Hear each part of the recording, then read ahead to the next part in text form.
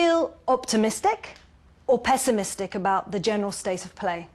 Well, in the global scene, we are racing towards a precipice which we're determined to fall over, which will sharply reduce the prospects for decent survival. What precipice is that?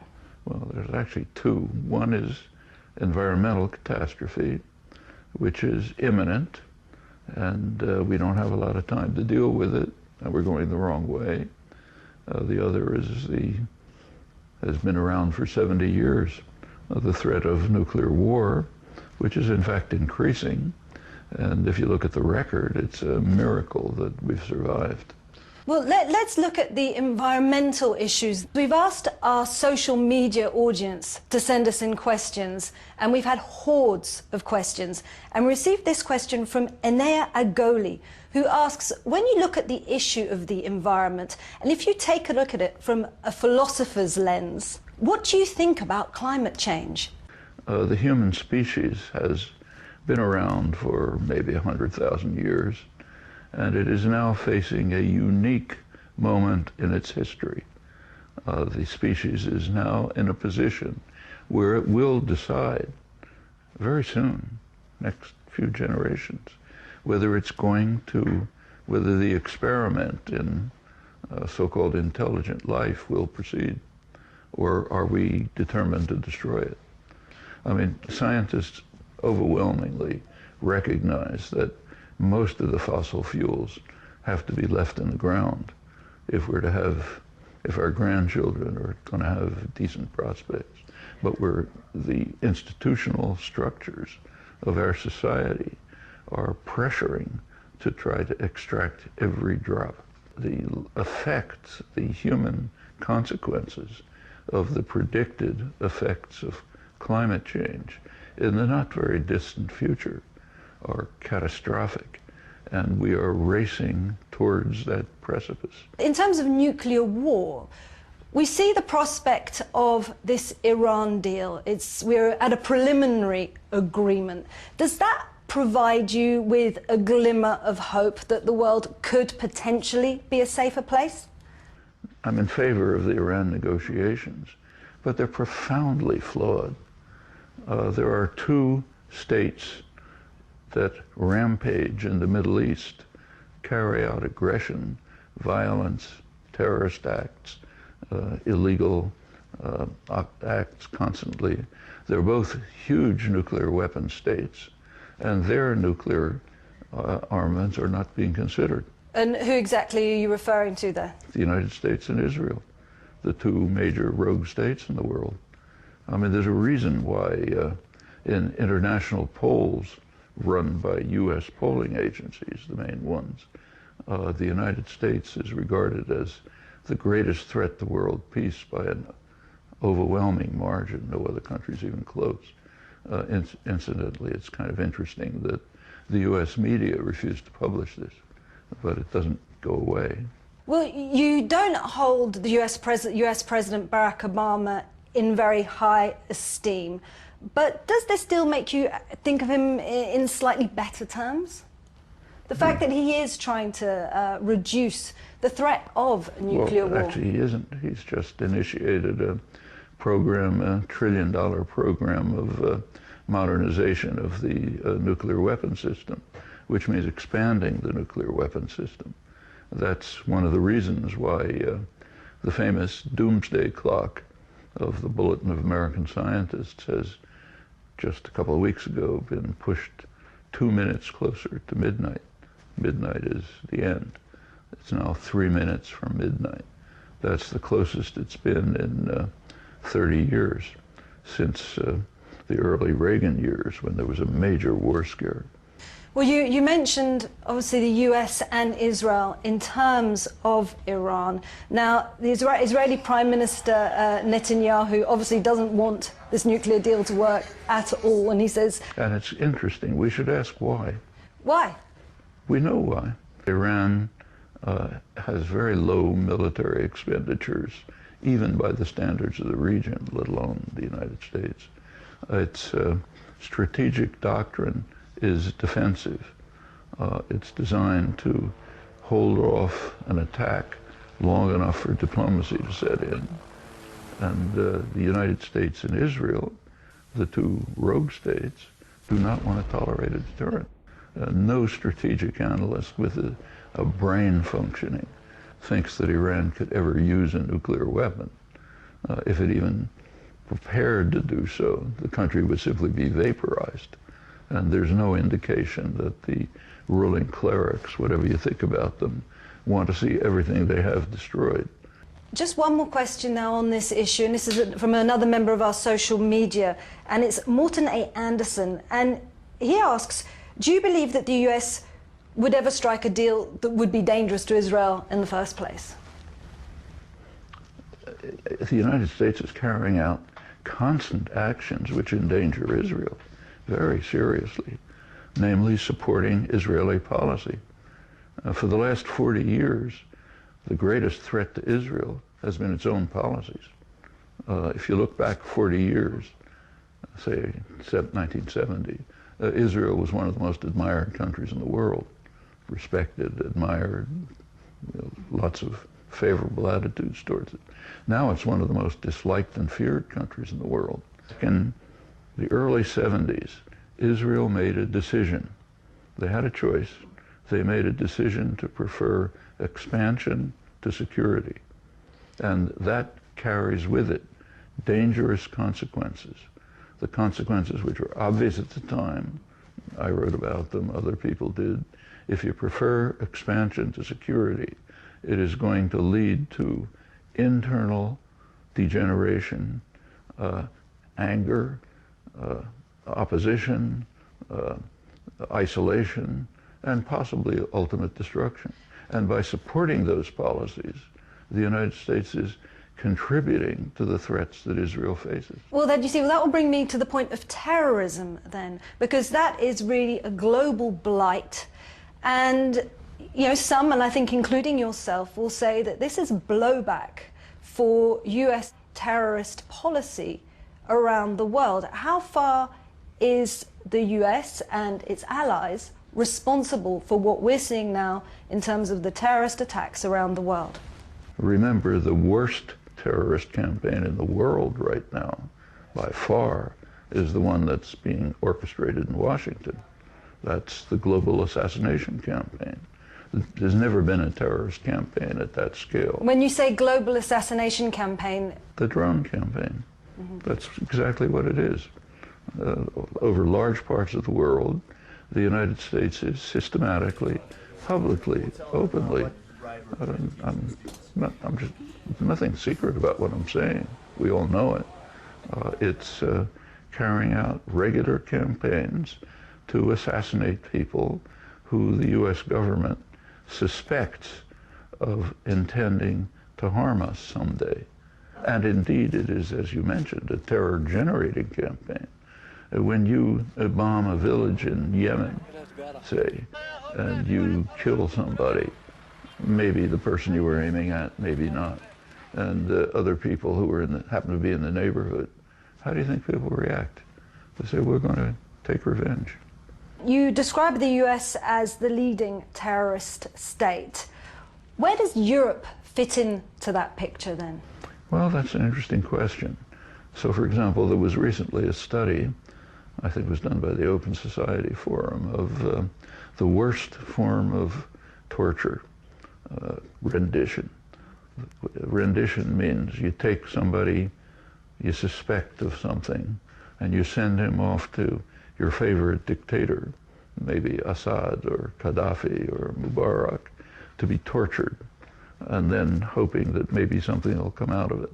That's extraordinary rendition. The study reviewed the countries that participated in it. Well, obviously the Middle East dictatorships, because that's where they were sent to be tortured. Europe, most of Europe participated. England, Sweden, other countries. In fact, there was only one region of the world where nobody participated, Latin America, which is very dramatic. First of all, Latin America has now gotten pretty much out of U.S. control. When it was controlled by the United States not very long ago, it was the world center of torture. Now, it wouldn't participate in the worst form of torture, rendition. Europe participated. If the master roars, the servants cower. So Europe is the servant of the United States? Evidently. They're too cowardly to take an independent position. Where does Vladimir Putin fit into this picture? He's painted as, well, one of the greatest global threats to security. Is he? Like most leaders, he's a threat to his own population. He's taken illegal actions, obviously, but to depict him as a crazed monster who's suffering from brain disease and has Alzheimer and is, a rat-faced evil creature, that's standard Orwellian fanaticism. I mean, whatever you think about his policies, they're understandable. The idea that Ukraine might join a Western military alliance would be quite unacceptable to any Russian leader. This goes back to 1990, when the Soviet Union collapsed. There was a question as to what would happen with NATO. Gorbachev agreed to allow Germany to be unified and to join NATO. It's a pretty remarkable concession, with a quid pro quo that NATO would not expand 1 inch to the east. That was the phrase that was used. So Russia has been provoked? Well, what happened? NATO instantly moved to East Germany. Then Clinton came along, expanded NATO right to the borders of Russia. Now there are the new Ukrainian government, the government after the overthrow of the preceding one, the parliament voted, I think 300 to 8 or something like that, to move to join NATO. Which you can understand why they would want to join NATO. You can see why Petro Poroshenko's government would probably see that it's protecting his country. No, it's not protecting. Crimea was taken away after the overthrow of the government, right? He's not protecting Ukraine, is threatening Ukraine with major war. Well, that's not protection. The point is, this is a serious strategic threat to Russia, which any Russian leader would have to react to. That's well understood. If we look at the situation in Europe, though, there's also another interesting phenomenon that's taking place, because we're seeing Greece moving towards the east, potentially, with the Syriza government. We're also seeing Podemos, which is gaining power in Spain. Hungary also. Do you see that there is a potential for Europe to start shifting and aligning itself more with Russian interests in Europe? Take a look at what's happening. Hungary is a different situation entirely. Syriza came into office on the basis of a popular wave which said that Greece should no longer subject itself to policies from Brussels and the German banks, which are destroying the country. I mean, the effect of these policies has been actually to increase Greece's debt relative to its wealth production. Probably half of younger people are unemployed. 40% of the population is under the poverty line. Greece is being destroyed. Should their debt be written off? Sure, just like Germany's was. In 1953, Europe wrote off most of Germany's debt, like that, so that Germany would be able to reconstruct from wartime damage. But then what about all the other European countries that have been... Same story. So Portugal should have its debt written off, Spain have its debt written off. Who is this debt? Who incurred this debt, and who is the debt owed to? The debt is mostly the response. In part, the debt was incurred by dictators. So in Greece, it's the fascist dictatorship, which the U.S. supported, that incurred a large part of the debt. The debt, I think, quadrupled under the dictatorship. That's what's called in international law odious debt, need not be paid. That's a principle introduced into international law by the United States when it was in their interest to do so. Much of the rest of the debt is the payments, what are called payments to Greece, are being paid mostly to banks, German and French banks, which had decided to make extremely risky loans at very high interest, and are now being faced with the fact that they can't be paid back. Well, I'd like to bring in this question then from Jill Gribaldo, who says, how will Europe transform then versus the existential challenges it's facing? Because yes, there's the economic crisis, but there's also a rise in nationalism. And he also describes the cultural fault lines which are beginning to be created across Europe. How do you see Europe transforming itself? Well, Europe has serious problems.